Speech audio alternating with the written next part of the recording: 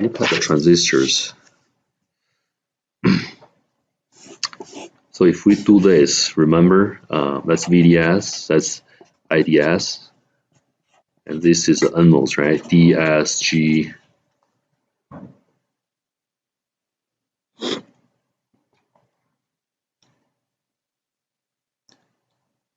Yeah, I just have so many products in my mind. Just never had the time for the personnel to do it. We start with one for now, probably. Which means I couldn't be rich in in a shorter period of time. Just want to get a product and sell it, whenever I can. And this is VDS set, right? Okay, so can you? My question is NMOS good at passing ground signal, like 0 volts? Can you get 0 volts here?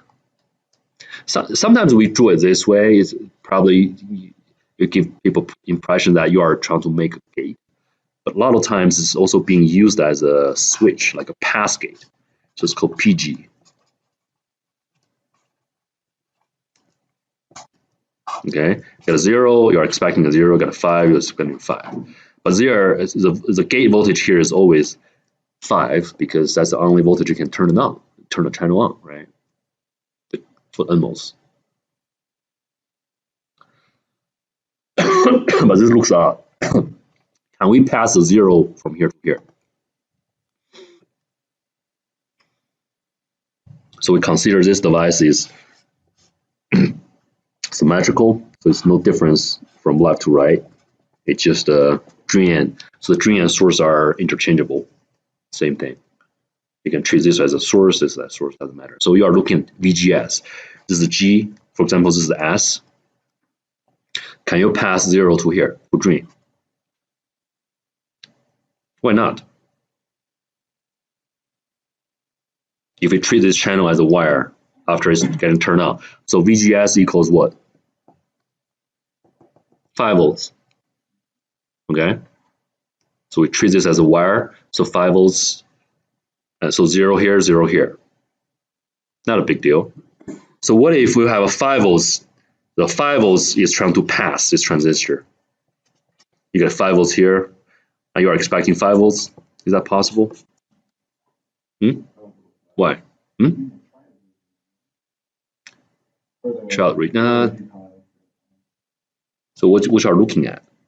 So what's the condition to turn it on? Yes. So what's the VGS now here? No matter which one is S, doesn't matter. Like, so VGS is what? 0. So it's lower than VTH, right? So what's really happening? So for example, the signal looks like this. Okay. When 0 arrives, it is fine. So 0 is going to pass, right? No problem. When a rising edge arrives, because at 0 it's okay, so 0 is going to pass. But when it starts going up, what's going to happen?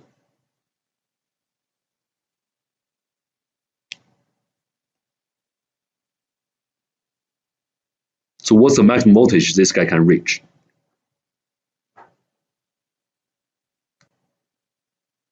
Five, but what's the maximum voltage can be sent here?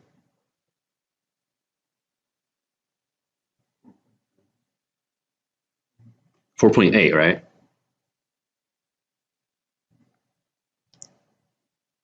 Why? Because when this is rising, 0 can pass, right? 0.5 can pass. Okay, 1, 2, 3, no problem. Until what? Until what? It's gonna shut it off. Until when?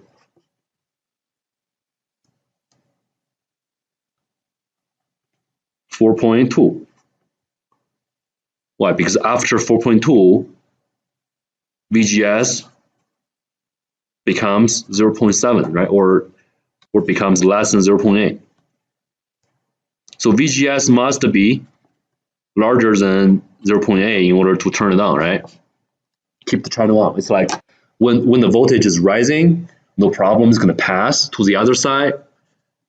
So no problem. But when this guy keeps rising after a certain point, which is 4.2 volts, it makes the VGS lower than the threshold voltage. It's going to shut down the channel. So disconnect the wire. So this one will stop rising. Okay, but the input, because the input is controlled by the input, is still going to rise, but the output is going to stop at 4.2 volts. Does that make sense? Okay. So this will stop at 4.2 volts, but the input is fine. Input will keep rising to 5 volts because that's controlled by the input. It's something else. It's controlling. It's going to pull it up. No problem. But anything larger than 4.2 volts cannot be passed through that NMOS pass gate. Okay. So NMOS, the conclusion is NMOS is good at passing what? Zeros, but not ones. Because cannot pass the entire one over to the other side, just partially. But zero, no problem. Okay. What about PMOS? So it's SDG. So we are looking at VSG has to be larger than VTH, the threshold voltage of the PMOS with THP, which is 0.9 volts usually in the not really C5, but 1 micron technology model in the textbook. So if we use PMOS as a pass gate, what's going to happen? So if we want to, so here, right, usually the gate, we keep it low, right, like 0 volts. Doesn't matter which is G, which is S. Okay, for example, this is S, this is, no, D and S. This is S, this is G, this is D, right? Can I pass 5 volts over? Is there any problem?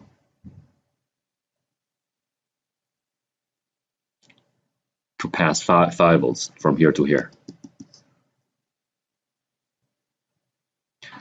No, because if you have S as 5 volts, your gate is 0 volts, so VSG, which is 5 minus 0, which is 5. It's pretty big. It's way larger than 0.9, which is the threshold voltage of the PMOS, which is fine. So 5 volts can be passed through that PMOS pass gate. PG. What about 0?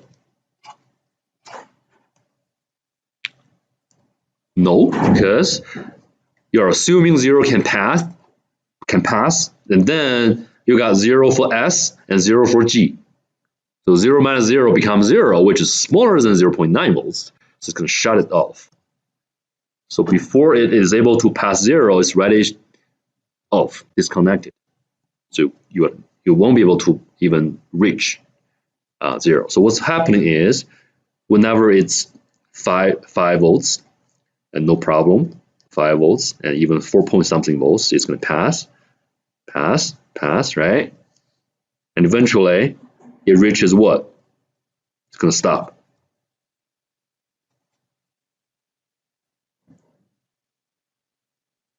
Oh, 0.9? Is that 0.9? Yes. But this will keep going further to 0 volts, but this will not. But output will not be lower than 0.9 volts. So the conclusion is PMOS is good at passing what? Ones, but not zeros.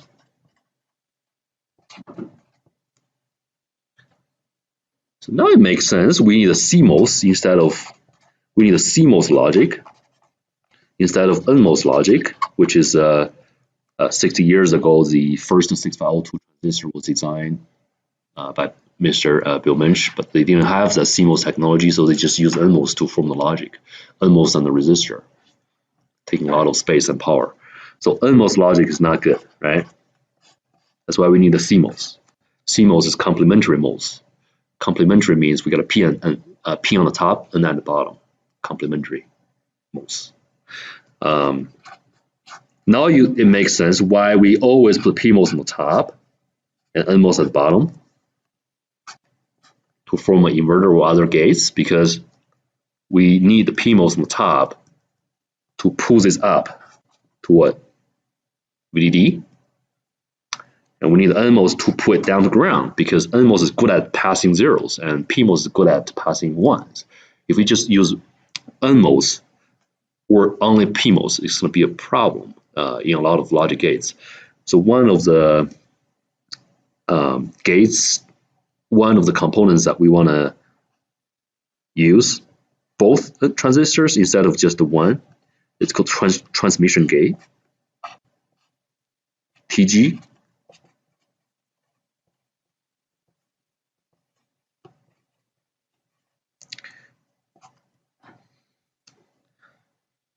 So this is the PMOS on the top, NMOS at the bottom.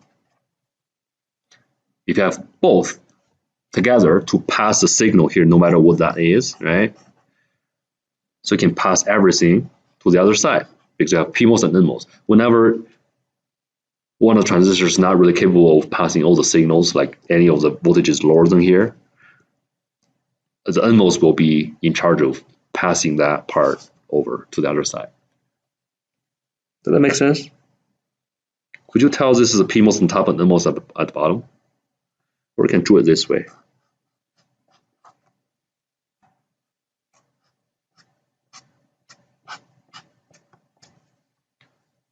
Okay, this is called transmission gate, or TG. You'll see this a lot in integrated circuit in VLSI design.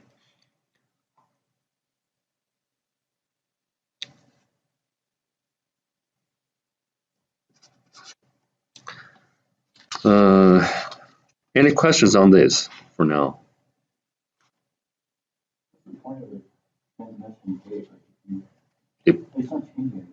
Yeah, but you can, it's like a switch. You can shut it off. For example, if you give a 1 here and 0 here, right? So they're both off. And you always want to keep these two voltages 1, 0 or 0, 1. Like if this is a signal 1, you call, for example, you call it clock. Usually we use a clock to control it. If a clock here should be clock bar. It's the same signal but inversed. Make sense?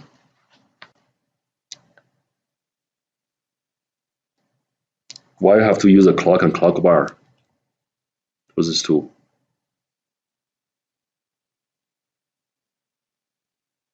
Do we want one of them on and the other one off at the same time?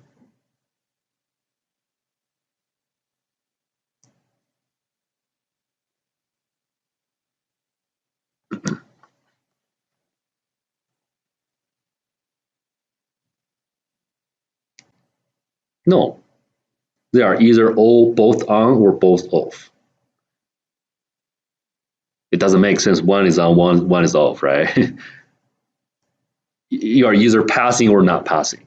You don't want to partially pass a signal over. You're looking at that. So clock bar, if you have 1 for clock, if you have 1 for clock, is a transmission gate on or off?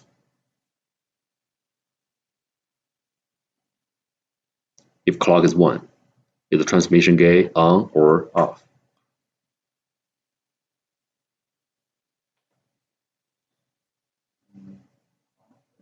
Off, right? Because 1 will turn off the PMOS, and 1 bar is 0, 0 will turn off the NMOS. Okay, if clock is 0, it turns on the PMOS, and bar, after you invert it, it's 1, so 1 will turn on the NMOS. Okay. Remember that's called the square law equation.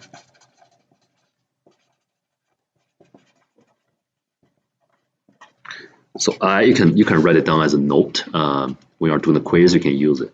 So I ds equals kpn over 2 width over length and VGS minus VTHN square. Okay, and we put these because these are like dimensions or constants sometimes if you have the transistor designed. So these are I use a beta, it's called beta n to represent these three. So beta n equals kpn w over L. Okay. So this equals beta n over 2 VGS minus VTHN. Okay. And you learn in circuit 1 that if you have a current source, okay. For example, I tell you this is like 10 microamps.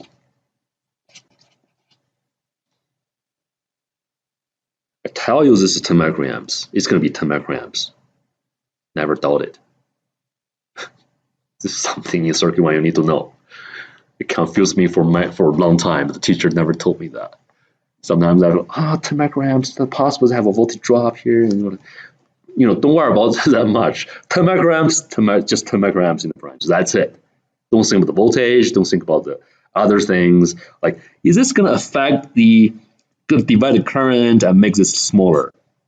Maybe, but eventually this is still 10 microamps. That's what this one's doing here. It's ideal current source. It's going to force this branch to be 10 microamps. All right. Do you have current here? No, because that's a gate, that electric material. For DC current, never. So this is going to be IDS. Okay. So in this equation, this is given. And this is given. Constants, right? It's given. How many variables left? VGS. It's very interesting. If you have so this is usually IDS is called bias current. Why? Because this current is going to set up the operating point of the transistor. It's setting up the condition of the transistor. You got IDS, depends on like the amount of current you are running in IDS. It's going to set up the biasing of this guy, and it's going to set up a lot of things as well. So keep in mind, IDS current running the channel is very important. One of the most important parameter you should know. So now, if this is given, can you calculate VGS? Of course. Is that magical?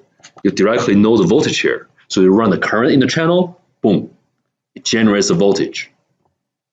You're thinking, I didn't even turn it on. I didn't turn on the NMOS. It shouldn't be on. You did.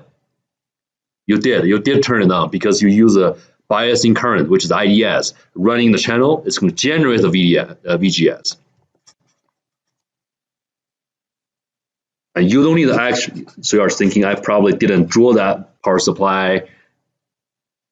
Do you need it? No, you don't. The current is going to generate the VGS. Does that make sense? How do you know that? From the equation.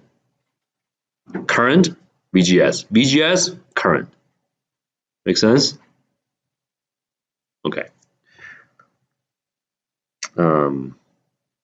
Is this being operated in saturation region? Yes, since we have done that for a few times. So if you connect the gate to the drain, it's going to be in the saturation region for most cases. If you don't have a huge resistor on the top to limit the current, usually it's going to be saturation region. Okay, so you can use this equation, which is for the saturation region only. Okay. So did you draw all these layers in your homework?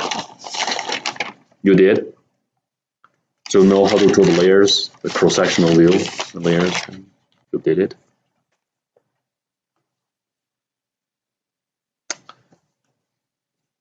It's Friday afternoon. I really don't want to talk too much to the quiz.